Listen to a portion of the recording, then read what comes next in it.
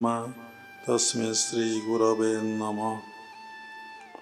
गुरुब्रह्मा गुरुविष्णु गुरुदेव महेश्वर गुरु साक्षात् परम ब्रह्म तस्मै श्री गुरवे नमः। नीलाचल निवासाय नित्याय परमात्मने बलभद्र सुभद्राभ्यां जगन्नाथाय ते नमः। क्रियायोग परंपरार समस्त गुरु मानक मु प्रणाम करुछि। विश्वर प्रत्येक संप्रदायर गुरु मानक मु प्रणाम करुछि। उपस्थित भगवत स्वरूपगण सबरी भितर जगन्नाथ उपलब्धि करी मु प्रणाम करुछि। आज सेप्टेम्बर 21 तारिख 2025 मसीहा। मनुष्यर प्रधान शत्रु किए? आमे सबुबले भाबू आमर शत्रु बाहर अछंती, आमर शत्रु जे आम भितर अछंती से कथा आमको जना नहीं। सबु समय प्रत्येक व्यक्ति कहा ना धर उच्चारण करती, से मोर शत्रु, से मोर शत्रु, से मोर शत्रु। किंतु ता शत्रु जे ता भितरे अछंती से कथा ताको जना न थाए। शास्त्र अध्ययन कले, सत्संगर आश्रय नेले, साधु संग कले से बुझी पारिबो मोर शत्रु ही मो भितरे अछंती।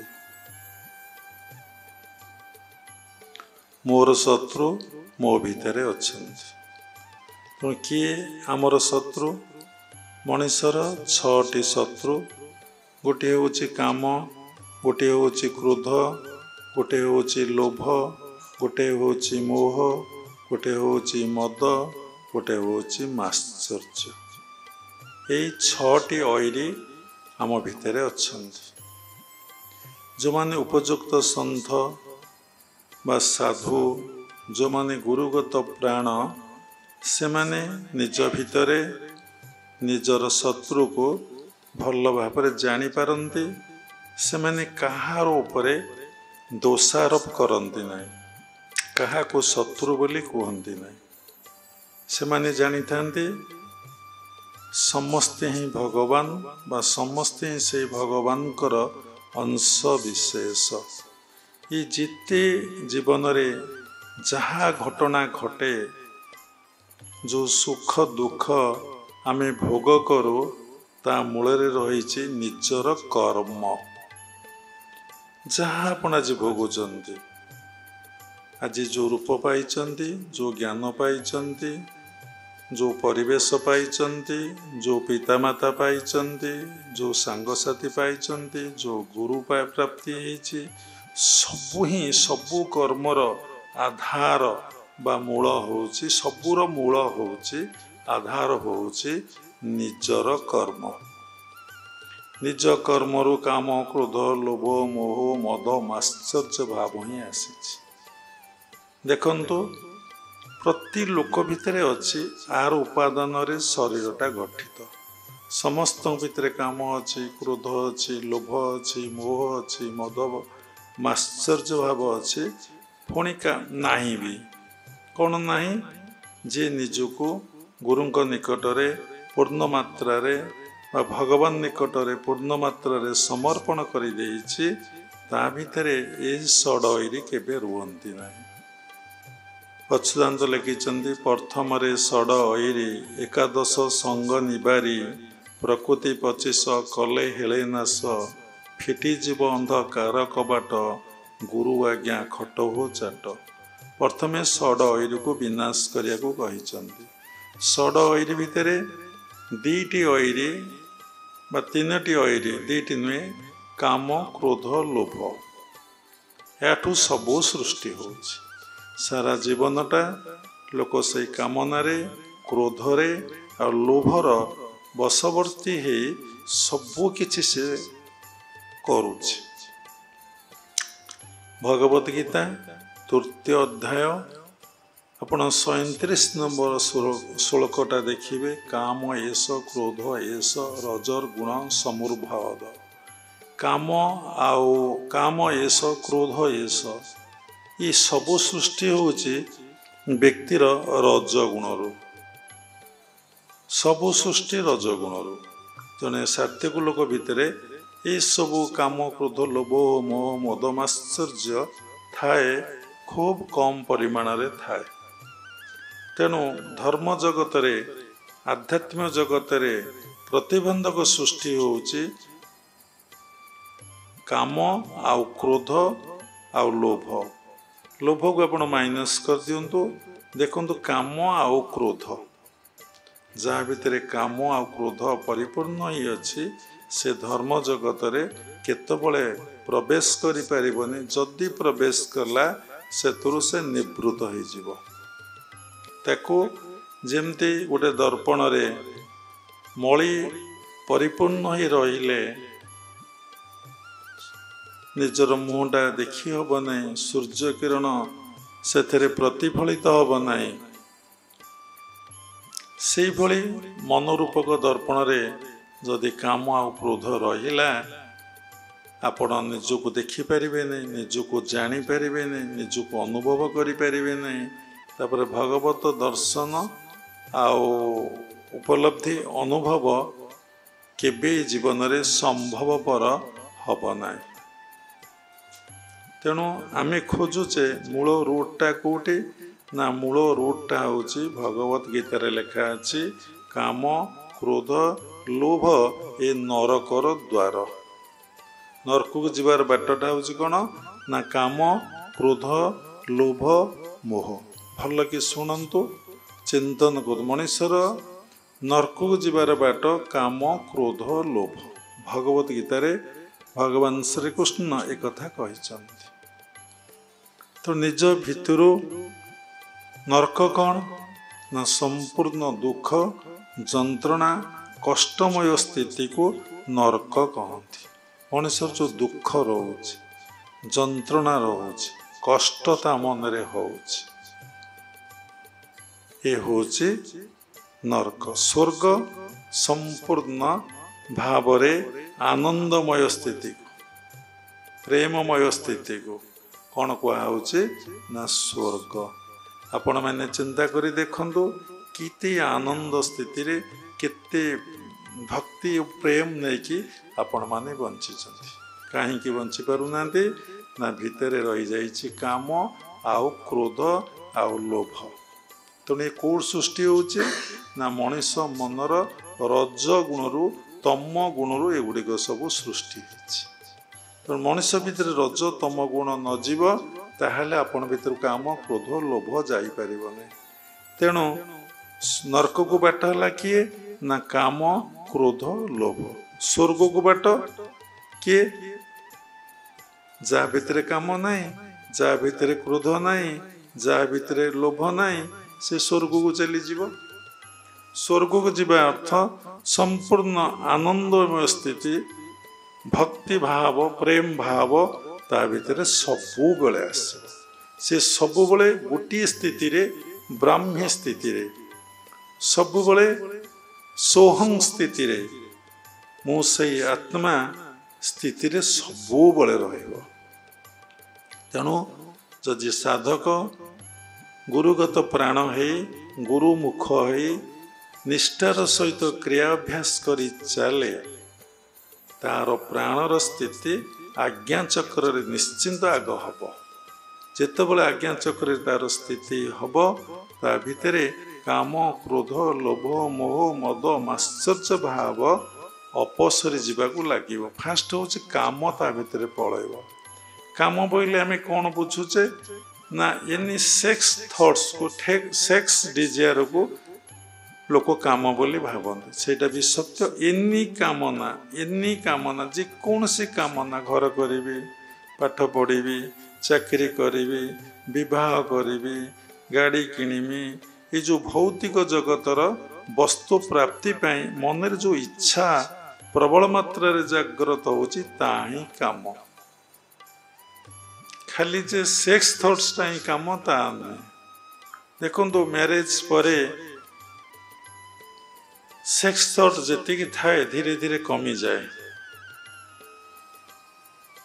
तापर कौन मनुष्यर क्रोध कामना पलई थाए जेते ता बयस बढ़े आम जीवन अनुभव जेते बयस बढ़े लोक कौन करे सेते ता भीतर वृत्तिटा संप्रसारण हो जाए भगवान सहित मिलन हेले पतंजलि कहते जोग चित्त वृत्ति निरोध चित्तरे जो वृत्ति अच्छी ता धीरे धीरे नियंत्रण हो जाए पुणी जोग अभ्यास कले कौन हुए ना जोग सर्ववृत्ति निरोध लास्ट जो गोटे वृत्ति से वृत्ति सर्ववृत्ति निरोध सबु वृत्ति धीरे धीरे धीरे धीरे कौन हो निरोध हो सुनियंत्रण हो साधना करी चलिले समस्त वृत्ति पलैब कौन सी वृत्ति आ वृत्ति अर्थ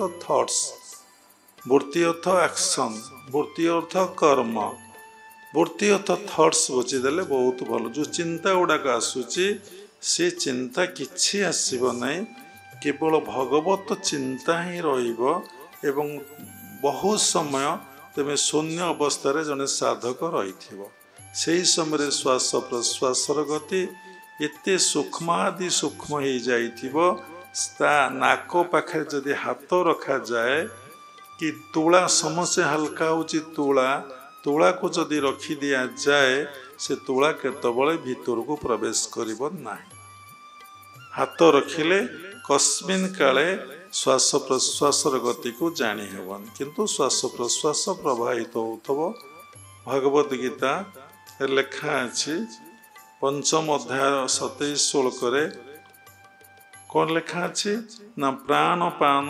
समकृत्वा नासा अभ्यंतरण चारिण क्रिया करी करी करी करी चलिले प्राण वायु कौन हम नासार अभ्यंतरण रे प्रवाहित हम अति स्लो हो अति धीर हो एवं अति लिटिल एवं फिबल हो आपण जानीपारे नहीं जे आपण भितर श्वास प्रश्वास क्रिया चली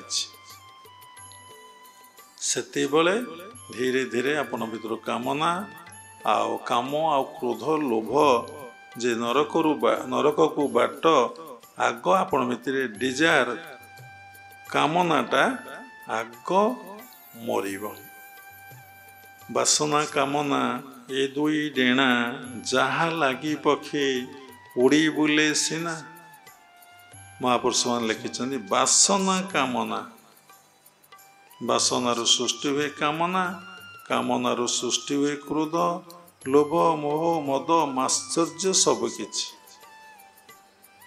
तेणु जहाँ भितर वासना और कामना नहीं सी कहीं उड़ीब से गोटे जगह स्थिर हो बस चल चंचल हम ना अस्थिर हम ना व्यस्त हम ना विव्रत हम ना से निजक समीक्षा करिब कौन समीक्षा करिब मुझे वर्ष धरी जहाँ अर्जन कली जहाँ सृष्टि कली ये सबुदिने मु छाड़ी जीवी ये सबुदिने गोटे गंडगोलर कारण हम दुखर कारण हम अमेरिकार जने कोटिपति लोक मरला बेलू को बहुत कांदिले तांको पचरागला आपण कहीं कांदिले कांदुचंती ना मत एत दुख लगुच जे सारा जीवनटा परिश्रम करी करी करी करी जो अर्थोपार्जन करी गच्छित करिछि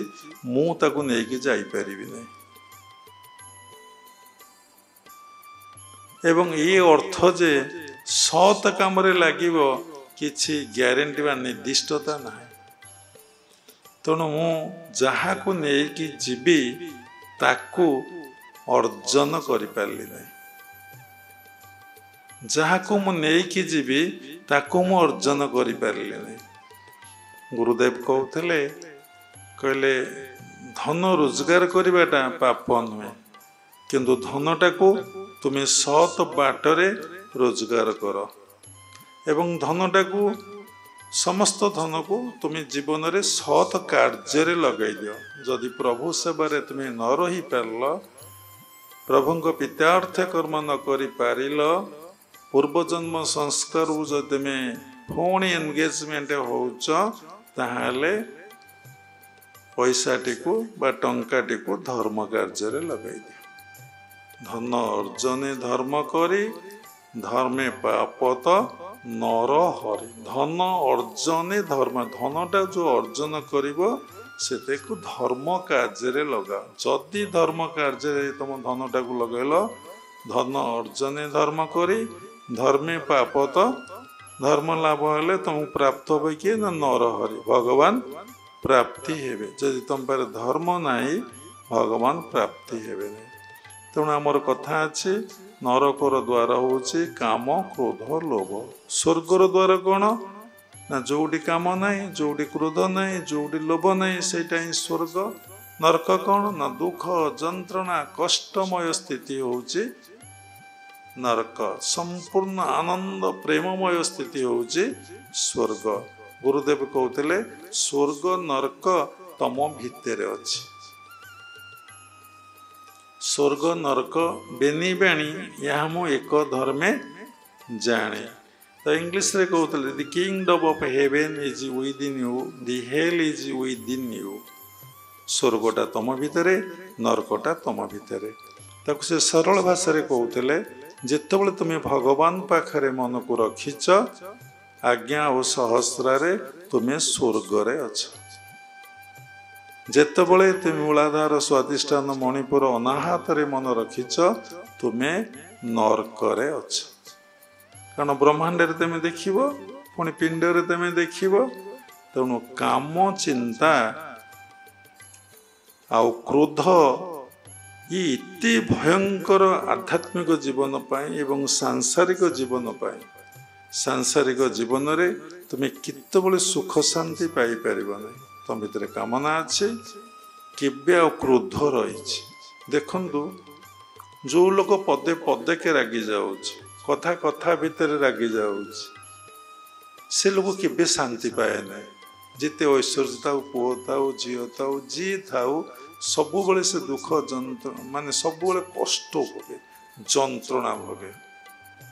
ଏବଂ ସେ ରାଗିବା ଦ୍ୱାରା ଯେ ନିଜର ପୁରା କ୍ଷତି ହେଇଯାଉଛି, ତାର ମାନସିକ ଅସ୍ଥିରତା ସୃଷ୍ଟି ହେଉଛି, ଇନବାଲାନ୍ସ ମାଇଣ୍ଡ ହେଉଛି, ସେ ଜାଣିପାରୁନାହିଁ।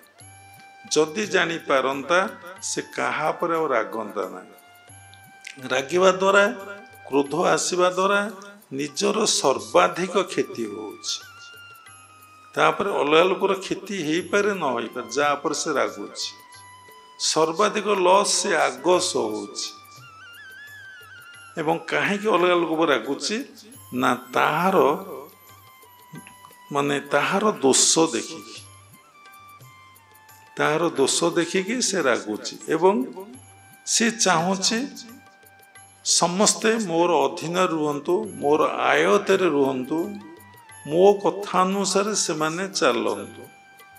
ଆଉ କାହିଁ ରାଗୁଛି ନା ଯେତେବେଳେ ତାର ଡିଜାୟାରଟା, ଯେଉଁ କାମନାଟା ତା ଭିତରେ ଆସୁଛି, ଫୁଲଫିଲ୍ ନ ହେଉଛି, ପୂର୍ଣ୍ଣ ନ ହେଉଛି, ତା ଭିତରେ ରାଗ, ଚିଡ଼ଚିଡ଼ା, ବିରକ୍ତି, କ୍ରୋଧ, ଅଶାନ୍ତ ଅବସ୍ଥା ସବୁବେଳେ ରହୁଛି। ବର୍ତ୍ତମାନ ସୋସାଇଟିରେ ଦେଖନ୍ତୁ, ସମସ୍ତେ କାମନାର ତୀବ୍ରତର ଅବସ୍ଥା ଯାଉଛନ୍ତି। ପ୍ରତି କଥାରେ ସମସ୍ତଙ୍କ ଭିତରେ କ୍ରୋଧ ଭୟଙ୍କର ଭାବରେ ହିଁ ଆସୁଛି। କ୍ରୋଧ ମଣିଷକୁ ଏତେ ବିପଥଗାମୀ କରିଦିଏ, ଏତେ କୁପଥଗାମୀ କରିଦିଏ, ଏତେ ଅସତ ରାଜ୍ୟକୁ ନେଇଯାଏ, ତାର ଠିକ୍ ଆଉ ଠିକଣା ନାହିଁ। ତେଣୁ କାମନାକୁ ମଣିଷ ତାହେଲେ ତ୍ୟାଗ କରିବ କେମିତି? କାମନାଟା ତ୍ୟାଗ ହେଇଗଲେ ତାର ଅଟୋମେଟିକ୍ କ୍ରୋଧ ପଳେଇବ, ଲୋଭ ପଳେଇବ, ମୋହ ପଳେଇବ, ମଦ ପଳେଇବ, ମାଶ୍ଚର୍ଯ୍ୟ ପଳେଇବ। ସେ ଆଗ କାମନାକୁ ଭଲ ଭାବରେ ଜାଣୁ, କାମନା ବିଷୟରେ ଭଲ ଭାବରେ ଜ୍ଞାନ ଲାଭ କରୁ। କାମନା ଆସିଲେ ତା ମନ, ମସ୍ତିଷ୍କ, ଶରୀର ପ୍ରତ୍ୟେକ ଅଙ୍ଗ ପ୍ରତ୍ୟଙ୍ଗରେ କ'ଣ ତାର ଭାଇବ୍ରେସନ୍ ହେଉଛି, କେମିତି ତାକୁ ଲାଗୁଛି। ଏବଂ କାମନାଟା ଆସିବା ଦ୍ୱାରା ସେ ସୁଖ ପାଉଛି ବା ଶାନ୍ତି ପାଉଛି କି ଆନନ୍ଦ ପାଉଛି। ଏବଂ କାମନାକୁ ଯେତେ ଭୋଗ କଲେ ଖାଲି ସେକ୍ସ ନୁହେଁ, ଗାଡ଼ି କିଏ କରିଛି, ଘର କରିଛି, ବ୍ୟାଙ୍କ ବାଲାନ୍ସ କରିଛି, ସୁନା କରିଛି ଏବଂ ବିଭିନ୍ନ ପ୍ରକାର ପ୍ରତିଷ୍ଠା ଚାହୁଁଛି, ଯଶ ଚାହୁଁଛି, କୀର୍ତ୍ତି ଚାହୁଁଛି, ମାନେ କାମନାକୁ ବ୍ୟାଖ୍ୟା କଲେ ଆପଣ ଘଣ୍ଟା ଘଣ୍ଟା କହିବେ, ସେ କେବେ ପରିପୂର୍ଣ୍ଣ ହୁଏ ନାହିଁ, କେବେ ପରିପୂର୍ଣ୍ଣ ହୁଏ ନାହିଁ। ମଣିଷ ଯେତେ ପ୍ରାପ୍ତି ହୁଏ ତା କାମନାଟା କ'ଣ ହୁଏ ନା ତୀବ୍ରରୁ ତୀବ୍ରତର ହୁଏ। ତ ଲେଖୁନ ଯେତେ ମଣିଷ ଖୋଜିବ ତାକୁ, ଯେତେ ତା ପଛରେ ଦୌଡ଼ିବ, ଯେତେ ସେ ପ୍ରାପ୍ତି ହବ ସେ ତୀବ୍ରରୁ ତୀବ୍ରତର ହବ। ଯେମିତି ଅଗ୍ନିରେ ଘୃତ ପକେଇଲେ କିମ୍ବା ସମିଧ ପକେଇଲେ ଯେମିତି ଅଗ୍ନି ହୁ ହୋଇ ଜଳେ, ସେଭଳି କାମନାକୁ ତୁମେ ଯେତେ ପ୍ରଶ୍ରୟ ଦେଇକା ଯିବ ସେ ତମ ଭିତରେ ସେତେ କ'ଣ ହବ ନା ପ୍ରଜ୍ୱଳିତ ହିଁ ହବ। ଦେଖୁନାହାନ୍ତି, ନିଜକୁ ପରୀକ୍ଷା କରି ଦେଖନ୍ତୁ, ସେ ସେତେ କ'ଣ ହବ ନା ପ୍ରଜ୍ୱଳିତ ହେଉଛି। ଏବଂ କାମନା ଦ୍ୱାରା କ'ଣ ହେଉଛି ନା ମନ ପରିପୂର୍ଣ୍ଣ ଅବସ୍ଥାକୁ ଯାଉନାହିଁ, ମନ ଅପୂର୍ଣ୍ଣ ରହିଯାଉ। ଯାହା ଭିତରେ କାମନା ଅଛି ସେ ଜଣେ ପରିପୂର୍ଣ୍ଣ ମାନବ ହେଇପାରିବ ନାହିଁ। ଯାହା ଭିତରେ କାମନା ଅଛି ସେ ନିଜକୁ ଉଦ୍ଧାର କରିପାରିବ ନାହିଁ। ଯାହା ଭିତରେ କାମନା ଅଛି ସେ ଶାନ୍ତି ଏବଂ ଆନନ୍ଦ ପାଇପାରିବ ନାହିଁ। କିନ୍ତୁ ସେ ଜନ୍ମ ହେଇଛି ସବୁବେଳେ ଚାହୁଁଛି ଶାନ୍ତି ଏବଂ ଆନନ୍ଦ, ଭଗବତ ପ୍ରାପ୍ତି। ତେଣୁ ସେ କେତେବେଳେ ଶାନ୍ତି ଏବଂ ଆନନ୍ଦ ପାଇପାରିବ ନାହିଁ। ତେଣୁ କାମନାଟାକୁ ଭଲ ଭାବରେ ସେ ବୁଝିବ, ଭଲ ଭାବରେ ଜାଣିବ, ସେ ବିଷୟରେ ଜ୍ଞାନ ଲାଭ କରିବ। ଗୁରୁଙ୍କ ପାଖରେ ବସିକି ସେ ବିଷୟକୁ ଶୁଣିବ, ମୋ ମନରୁ କେମିତି କାମନାଟା ଯିବ। ଯଦି କାମନା ଚାଲିଯିବ ପ୍ରତ୍ୟେକ ପ୍ରଶ୍ନର ସମାଧାନ ହେଇଯିବ। ଭାଗବତରେ ଗୋଟେ ପଦ ଅଛି, ଆତ୍ମାକୁ ଆପଣ ଉଧରେ ନିଷ୍କାମ ଜନ୍ମେ ଯା ଶରୀରେ। ଆତ୍ମାକୁ, ଏଇ ଜୀବାତ୍ମାକୁ ଆପଣ ଉଦ୍ଧାର କରିବେ, ଅର୍ଥାତ୍ ଏଇ ତ୍ରିଗୁଣରୁ ମୁକ୍ତି ହେବେ, ସତ ରଜ ତମରୁ। କ'ଣ ହବ? ଆତ୍ମାକୁ ଆପଣ ଉଧରେ ନିଷ୍କାମ ଭାବ ଆସିଲେ ଜନ୍ମେ ଯା ମନରେ ବା ଶରୀରରେ। ତେଣୁ ଦେଖନ୍ତୁ, ସକାମରେ ଆମେ କାମନାରେ ପାଇପାରିବା ନାହିଁ, ସକାମରେ ଆମେ ପାଇପାରିବାନି, ଆମେ ନିଷ୍କାମରେ ତାଙ୍କୁ ହିଁ ପାଇବା। ଏଇଠି କଥାର ଅର୍ଥ ହେଉଛି ମଣିଷ କେତେବେଳେ ତା କାମନାକୁ ଛାଡ଼ି ପାରିବ ନାହିଁ, କେତେବେଳେ ତା କାମନାକୁ ସେ ଛାଡ଼ି ପାରିବ। ଜନ୍ମ ହେଇଛି ମାନେ ମୃତ୍ୟୁ ପର୍ଯ୍ୟନ୍ତ ତାକୁ ହିଁ କର୍ମ ବା ତାର କାମନା ହିଁ ରହିବ। ତେଣୁ କାମନାଟା କନଭର୍ଟ କରିବ, ସେ ଅସତ କାମନାରୁ ସତ କାମନାକୁ ଆସିବ। କ'ଣ? ସେ କୌଣସି ଚିନ୍ତା କରିବ, ଯଦି ମୁଁ କାମନା କଲି, କାମନା କରିବା ପାଇଁ କରିକି ଚେଷ୍ଟା କଲି, ବିଭିନ୍ନ ଲୋକର ବି କିଏ ଜଣେ IAS ହେବି, କିଏ ଜଣେ OAS ହେବି, କିଏ ଜଣେ ML ହେବି, କିଏ MP ହେବି, କିଏ ମନ୍ତ୍ରୀ ହେବି, କିଏ ଜଣେ ମାଜିଷ୍ଟ୍ରେଟ୍ ହେବି, କିଏ ଜଣେ କଲେକ୍ଟର ହେବି, କିଏ ଜଣେ ତହସିଲଦାର ହେବି। ଏଇ ଯେଉଁ ସବୁ ଭୌତିକ ଜଗତର କାମନା ମନ ଭିତରେ ପରିପୂର୍ଣ୍ଣ ହେଇ ରହୁଛି, ସେଥିପାଇଁ କେତେ ପ୍ରୟାସ, କେତେ କଷ୍ଟ, କେତେ ପରିଶ୍ରମ କରିବାକୁ ପଡ଼ୁଛି ଏବଂ କେତେ ଲୋକଙ୍କର ପୂର୍ଣ୍ଣ ହେଉଛି, କେତେ ଲୋକଙ୍କର ପରିପୂର୍ଣ୍ଣ ହେଉନି। ବହୁତ ଲୋକଙ୍କର ଯଦି ପରିପୂର୍ଣ୍ଣ ନ ହେଉଛି, ବହୁତ ଲୋକ କ'ଣ କରୁଛନ୍ତି, ବର୍ତ୍ତମାନ ସମୟରେ ସୁଇସାଇଡ୍ କରିଦେଉଛନ୍ତି। ଆଉ ବହୁ ଲୋକଙ୍କର କ'ଣ ହେଉଛି ନା ମାନସିକ ବିକୃତି ଦେଖା ଦେଉଛି। ଆଉ ବହୁ ଲୋକ କ'ଣ କରୁଛନ୍ତି, ଅଶାନ୍ତି, ଦୁଃଖ, ଯନ୍ତ୍ରଣାରେ ଏଇ ଗୃହସ୍ଥ ଆଶ୍ରମ ଭିତରେ ଅଛନ୍ତି। ତାଙ୍କୁ ପଚରାଯିବ, କ'ଣ ଆପଣ ଭଲରେ ଅଛନ୍ତି କି? ସାଂସାରିକ ଭାଷାରେ ଭାଇ ଭଲରେ ଅଛନ୍ତି? ସେ ହସି ଦେଇ କହିବେ, ହଁ ଭଲରେ ଅଛି। ତା ପାଖକୁ ଯାଇ ବସିକି ତା ସହିତ ଆଲୋଚନା ଟିକେ ମିଶିଯିବେ, ଆଲୋଚନା କରି ଦେଖିବେ ସେ 1% ଭଲରେ ନାହିଁ, ତାର କୌଣସି କାମନା ପରିପୂର୍ଣ୍ଣ ହେଇନି। ଆଉ କାମନା କ'ଣ ସେ ଭଲ ଭାବରେ ବୁଝି ନାହିଁ, ଆଉ ସେ କହିବ ମୋର ଏଇ କଥା ସବୁ ମନରେ ଆସୁଥିଲା, ଏଗୁଡ଼ା ତ ପରିପୂର୍ଣ୍ଣ ହେଇପାରିଲାନି। ଚାହୁଁଥିଲି ଭଲ ଘରଟିଏ କରିବି, ଭଲ ଗାଡ଼ିଟିଏ କରିବି, ମୋ ପିଲାପିଲିମାନେ ଭଲରେ ରହିବେ, କି ମୋ କଥା ମାନିବେ, କି ଆଜ୍ଞାଧୀନ ହେବେ, ସେସବୁ କିଛି ହେଇପାରିଲା ନାହିଁ। ତ ମୋତେ ବହୁତ ଦୁଃଖ, ଯନ୍ତ୍ରଣା, କଷ୍ଟ ଭୋଗ କରିବାକୁ ପଡ଼ୁଛି। ଆରେ ଭାଇ, ଯଦି ଏମାନଙ୍କୁ ଧରିକି ଏତେ ଦୁଃଖ ଯନ୍ତ୍ରଣା କଷ୍ଟ ଭୋଗ କରୁଛ, ତାହେଲେ ଏଗୁଡ଼ାକୁ ଫୋପାଡ଼ି ଦଉନ, ଏଗୁଡ଼ାକ ମନରୁ ଫିଙ୍ଗି ଦିଅ। ଯିଏ ଦୁଃଖ ଦେଲା, ଯନ୍ତ୍ରଣା ଦେଲା, କଷ୍ଟ ଦେଲା, ନା ଫିଙ୍ଗିଲା ପରେ ବି ହଉନାହିଁ, ଛାଡ଼ିଲା ପରେ ବି ଛାଡ଼ି ହଉନାହିଁ।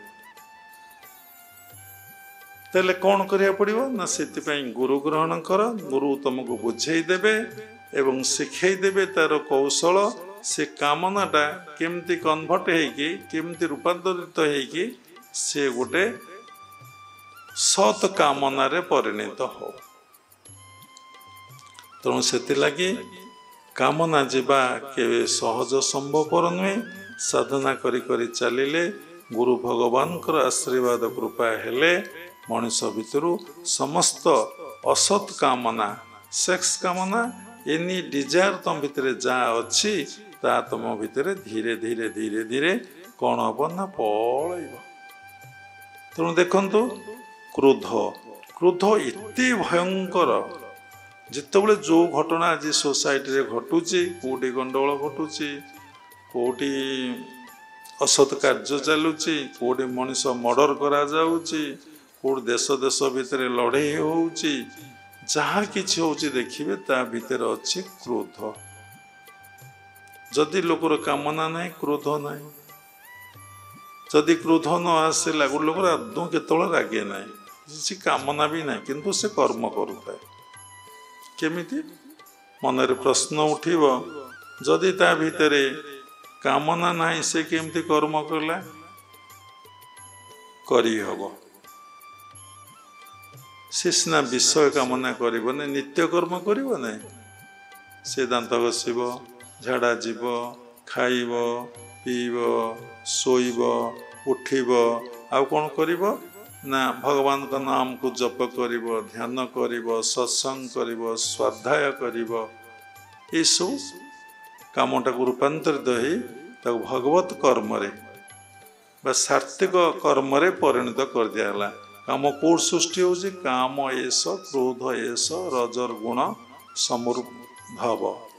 କୋଉଠି ସୃଷ୍ଟି ହେଉଛି? କାମ ଏବଂ କ୍ରୋଧ ରଜ ଗୁଣରୁ ଜାତ ହେଉଛି। ଯଦି ଆମେ ସାତ୍ତ୍ୱିକ ଜୀବନ କାଟିଲେ, କମ୍ପ୍ଲିଟଲି ସାତ୍ତ୍ୱିକ ଜୀବନ ଆମେ କାଟିଲେ କ'ଣ ହବ? ସାତ୍ତ୍ୱିକ ଜୀବନ କ'ଣ ଆମେ ଆଗ ବୁଝିପାରୁନି। ସେ ଫ୍ୟାନ୍ ଦିଟା ବନ୍ଦ କରିଦିଅନ୍ତୁ, ଥଣ୍ଡା ହେଉଛି। ସାତ୍ତ୍ୱିକ ଜୀବନ କ'ଣ? ଭଗବତ ଗୀତାରେ, ଶାସ୍ତ୍ରରେ ଲେଖା ଅଛି ସାତ୍ତ୍ୱିକ ଜୀବନଟା କ'ଣ। ଆମର ଥାଉ, ସାତ୍ତ୍ୱିକ ଜୀବନଟା କ'ଣ ଆପଣ ବୁଝିପାରିବେ। ତେଣୁ ଯାହାଙ୍କୁ ସଂସାରରେ ଦେଖନ୍ତୁ, ଯାହାଙ୍କୁ ଦେଖନ୍ତୁ ଟିପ ମାରି ଦିଅନ୍ତୁ, ସେମାନେ ସମସ୍ତେ ରଜଗୁଣ ତମଗୁଣ ପ୍ରାଣୀ। ଯେହେତୁ ରଜଗୁଣରେ ତମଗୁଣରେ ଅଛନ୍ତି, ସମସ୍ତଙ୍କ ଭିତରେ କାମ, କ୍ରୋଧ, ଲୋଭ ଆସିବ, ସମସ୍ତେ ନରକକୁ ଯିବେ। ନରକ ଅର୍ଥ ଦୁଃଖ, ଯନ୍ତ୍ରଣା, କଷ୍ଟମୟ ସ୍ଥିତିରେ ମରିବେ। ଏବଂ ମରିବେ ତ ମରିବେ, ତାହା ହିଁ ସତ୍ୟ। କିନ୍ତୁ ଜୀବନ କାଳ ଭିତରେ ସେଇ ଦୁଃଖ, ଯନ୍ତ୍ରଣା, କଷ୍ଟ ଭିତରେ ଏମିତି ଦିନ ପରେ ଦିନ, ରାତି ପରେ ରାତି, ଦିନ ପରେ ଦିନ, ରାତି ପରେ ରାତି ଅତିବାହିତ ହେଇ କେତେବେଳେ କାଳ ଆସେ ଗ୍ରାସ କରିଦେବ ଆମକୁ, ତାର ଠିକ୍ ଆଉ ଠିକଣା ନାହିଁ। ଦିନ ଯାଏ ଦୁଃଖେ ସୁଖେ, ରାତି ଯାଏ ନିଦରେ, ମନ ନ ରହେ ପ୍ରଭୁ ତବ ଚରଣାର ବିନ୍ଦରେ। ତେଣୁ ମଣିଷ ଭଲ ଭାବରେ ସେ କାମନାକୁ ଆଗ ଜାଣୁ। କ'ଣ ଏ କାମନା? ଏ କାମନା ମୋତେ ଦୁଃଖ ଦେଉଛି କି ସୁଖ ଦେଉଛି, ଯନ୍ତ୍ରଣା କଷ୍ଟ ଦେଉଛି କି ଆନନ୍ଦ ଦେଉଛି, କେତେ ପରସେଣ୍ଟ, ସେ ଆଗ ଭଲ ଭାବରେ ଜାଣୁ। ସେମିତି ଆମେରିକାର ଧନୀ ଲୋକ କହିଲେ, ମୋର ମନେ ନାହିଁ, କାନ୍ଦିଲେ, ଏତେ ସମୟ ଗୁଡ଼ିକୁ ମୁଁ ବ୍ୟର୍ଥରେ କାଟିଦେଲି। ଯାହାକୁ ସୃଷ୍ଟି କରି ହଜାର ହଜାର ଡଲାର ମୁଁ ଥୋଇ ଦେଇଗଲି, ଏସବୁ କ'ଣ ହବ? ଯେମିତି ବିଶ୍ୱ ବିଜୟୀ ଆଲେକଜାଣ୍ଡାର କହିଲେ, सारा पृथ्वी को मु कौन कली विजय कली किंतु लाभ कौन मु तो मो मन को जय कर पारली नहीं मो मन को तो मु आयत कर पारली नहीं मो मन रे तो आसुचे काम क्रोध लोभ मद आश्चर्य ए मन को स्थिर और शांत अवस्था मनर प्राप्ति हेलानी जितेबल पर्यंत कामना न जाइछि तुम स्थिर हो पार नहीं शांत हो पार नहीं आनंदर अधिकारी हो पार नहीं जेते सत्संग को आस जेते गेरुआ दाढ़ी बाल रखि थाओ कि जिते कौन से संप्रदाय रे दीक्षा नहीं थाओ तुम्हें आग निजको समीक्षा करी देख मो भितर कामना जाइछि कि जाई नहीं मो गुरु पाखरे समर्पित कि समर्पित नुहे मो गुरु मते जेमिति गाइड करूचंती सात्विक जीवन सरल जीवन निष्कपट जीवन हवा पाई मु से जीवनटा अतिवाहित करुछि ना करूना पोशाक खाद्य पानीय एवं कथबार्ता चाली चलन आचार विचार व्यवहार जदि मोर सात्विक भाव फुटी उठिला धीरे धीरे मो भितर रजगुण आउ कौन तम गुण बा मो भितर कामना आउ क्रोध आउ रहिबो नै कामना रहिबो नै कि क्रोध रहिबो नै तापरे मो मन स्थिर शांत हब मन स्थिर शांत होला परे मो भितर कौन हम ना आत्मदर्शन आत्म उपलब्धि हम जमती मलिया पानी रे मुह देखा जाए निर्मल पानी रे मुह देखा जाए मलिया दर्पण रे जमती निज मुह देखा जाए मनरु जेतबेले काम आ क्रोध जीव मनीष निजर स्वरूप रे प्रतिष्ठा लाभ करिवो निजको से चिन्हिम जानिम सोहं स्थिति रे से लाभ करिवो सोहं स्थितिटा कौन से बुझीपर मु से परमात्मांकर अंश विशेष परमात्मांकर संतान एवं मु आसीथिली से परमात्मांकर कर्म करिया पाई सेटा कर्म कुआ जाए नै सेटा को निष्काम कुआ जाए एवं ताकू आस्पृहा जोग भाषा रे कुआ जाए स्पृहा नो आस्पृहा भाव कौन सी प्रतिष्ठा लालसा नाई जस लालसा नाई सम्मान लालसा नाई किछि नाई से केवल बंचिछि रहिछि खाद्य खाउछि पोशाक धारण करुछि केवल भगवान को पाए केवल ईश्वर को पाए जे गुरुगत प्राण हम केवल गुरु पाई से बंचिब से तो भगवान को देखी नहीं ना शुणी साधना कले बुझीपर जापर गुरु भगवान कौन से केवल बंचिब गुरुगत प्राण है ता जीवनटा धन्य हो ता जीवन रे आनंद और प्रेम आसीब ये जन्म को सार्थक करी एटू हसी हसी से विदाय नब देखु जो दिन मन रे किछि काम न थाए माने कौन सी डिजायर न थाए कौन सी वर्कलोड न थाए से दिन केते भल लगे केते आनंद लगे जो दिन मन जर्जरित हो कामना रे एवं वासना रे वासना फास्ट तापर कामना से देखो किति दुख किति जंत्रणा किति कष्ट आपण अनुभव करें जे बुझीचे जीवनटा सरी सरी जाऊचे जोटा चलीगला ता फेर ना एवं से विषय जिते चिंता कले आपण तार जदि भूल हो ठीक करें जहाँ शिखिले ताको जीवन रे कार्यकारी करी पुणी प्रत्येक मुहूर्त नुआ जीवन नहीं आपण चल प्रत्येक मुहूर्त नुआ जीवन नहीं चलिए तेणु कामना जीव केमती से प्रथमे होची गुरु भगवान निकटरे निजको पूर्ण मात्रा रे समर्पण कर दियो फास्ट सेकेंड कौन ना सात्विक जीवन काट राजसिक तामसिक जीवन काट नहीं सात्विक जीवन कौन भल भाव बुझ राजसिक जीवन कौन भल भाव बुझ तामसिक जीवन कौन भल भाव बुझ सात्विक जीवन रे काम किछि न था भगवान कौन करते जहाँ को कृपा करते ये सांसारिक कर्मरु विषय कर्मरु ताको निवृत्त कराई तांकरी पितार्थे तांकरी उद्देश्य रे कर्म करिया पे प्रेरणा ही देइथांती ताको एभली भल पाउथांती एभली श्रद्धा करुथांती पात्र देखिकी ताको एभली चश्माटे लगे देइथांती केवल तांको ईश्वर देखा जानती ईश्वर को उपलब्धि करे ईश्वर को पितार्थे से कर्म करिया पे लागी पड़ता तेणु प्रथम हूँ भगवान निकट में समर्पण कर द्वितीय 100% सात्विक जीवन काट एते वर्ष होगा देखी तो विभिन्न संप्रदाय विभिन्न शिष्य माने विभिन्न प्रकार प्रोग्राम विभिन्न प्रकार आलोचना पर्यालोचना विभिन्न प्रकार कथा चली किंतु जहाँ को देखंतु का भितरे सात्विक जीवन काटी ना जेहेतु राजसिक जीवन काटुची ता भितरे काम क्रोध रहिबो जेते साधना करू जेते सत्संग अटेंड करू ता भीतर तो कामना रही हम कौन ता भीतर तो क्रोध कामना फुलफिल न तार क्रोध रागिब चिड़चिड़ी हम विरक्ति हम अशांति विभिन्न प्रकार तांडव लीला से सृष्टि कर प्रत्येक पुरुष हूँ स्त्री हूँ स्वभाव तो गोटे कथा तो गोटे